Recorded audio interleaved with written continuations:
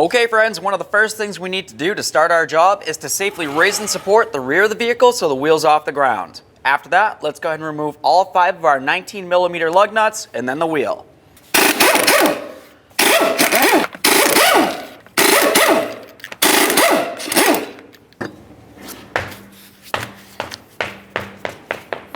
The next thing that we're going to have to do is try to push back our caliper piston a little bit. That's going to be located in this area here.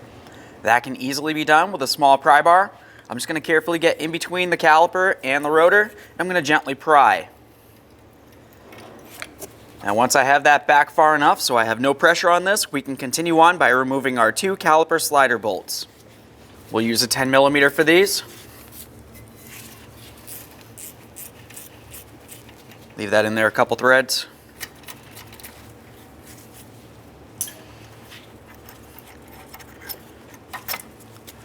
Remove and inspect your hardware, set it aside. Let's continue with that pry bar. For this aspect, we're going to come right up along the top here, in between the caliper and the bracket itself. I'm just going to gently pry on this. Now at this point, we can inspect this. We'll just set it aside for now. Separate that. Now let's go ahead and take one of our lug nuts. I'm just going to go ahead and start it onto one of the studs. A little bit of penetrant on this. Now let's use our hammer, give this a bonk to break it free.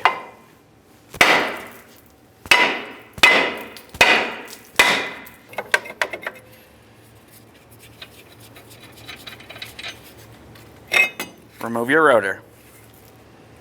Now the next thing we're going to want to do is go ahead and clean up the mating surface of the hub. You can tell that I have a lot of rot buildup on mine. I like to make sure that it's free and clear of as much debris as possible.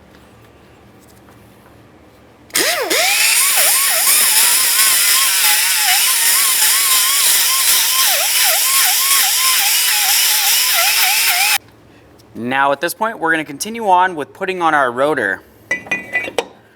All right, now we can move along to doing our caliper. I always like to go ahead and grab onto my outer pad. I'm going to try to squeeze this up a little bit. It's going to pull it out of its groove right here, and I'll gently pull it away from the caliper. You might have to use a small pry bar. We just essentially want to separate this area. Pull the pad right up and out. There's that one. We'll set that aside. Grab onto this other pad. We're just going to pull it right down and out of this. Set that aside as well. The next thing we're going to do is start removing the sliders from the caliper. Let's just go ahead and slide that right up. I'm going to grab the boot. We'll slide it out of its position. Now we can remove the slider and inspect it. The areas that you want to inspect are the shaft of the slider itself, and then on either side of it you can also see the groove where the boot needs to sit. You want to make sure it's clean and free of any debris. You can tell on this one I have a lot of rust on it. I want to make sure that I clean that up with the wire wheel so it looks more like the other side. That's going to help ensure that no debris or moisture make its way inside. Now that we have the slider pins out of there and we cleaned them up, the next thing that I always like to do is clean out the inside of the boot. But before I go ahead and do that, let's just inspect the boot. You want to give it a couple squeezes, make sure that it's nice, soft, and pliable. You also want to pay attention, make sure it's not torn or worn in any way. Once you're sure it looks pretty good, let's continue on with a nice rag. I'm just going to twist the end here.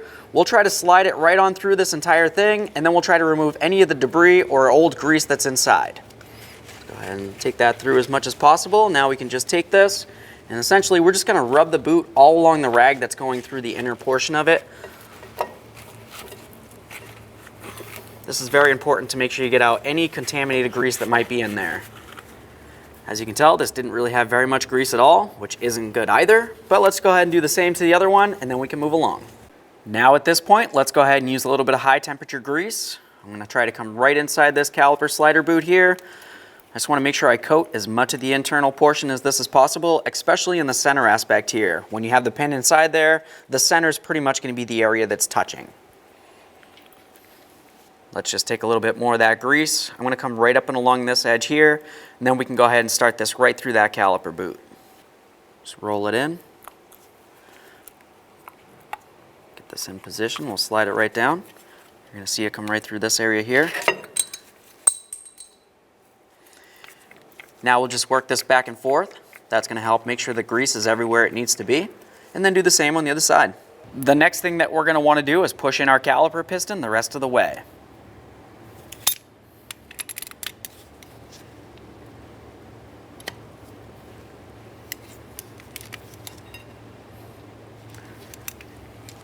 Let's continue on with our high temperature caliper grease, and we're going to go right along that metallic aspect of the piston right here, and then along the back side of each of these ears. Once again, this is going to help with vibration dampening and noise reduction. Now it's time to start putting on our pads. Now for this one, you want to have the one with the 3 ears. We're just going to take this, we'll line it up with the corresponding hole in the caliper, then we're just going to press this right through. Listen for a click, give it a nice tug just to ensure that it's completely secured, and now we can grab the outer pad. Now for the outer pad, we want to be paying attention to this area here. Let's grab our new pads, and we're going to find the one with the clip that's on the same exact side. Now we can go ahead and take this pad, we're going to line up these corresponding ears with the ears on the caliper. And then when we slide this down, if you were to look in this area here, you can see that it has a little bobble that comes up from the pad. That needs to line up with the hole that's in the ear of the caliper. So we're just going to go ahead and grab this, slide it right down and in, and we're going to wait until it clips in so it's completely latched.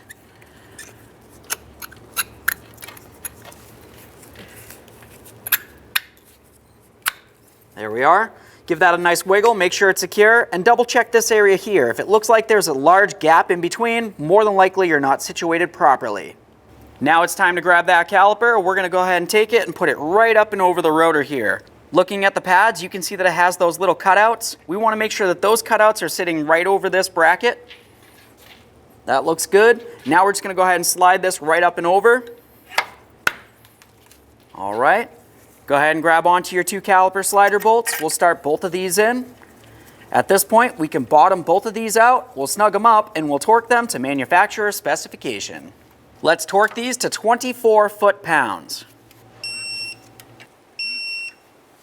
If you took this off of here, also put that on. Now we can get the wheel back up on here. We'll start all of our lug nuts on, bottom them out, get the wheel back on the ground, and then torque the lug nuts to 100 foot-pounds.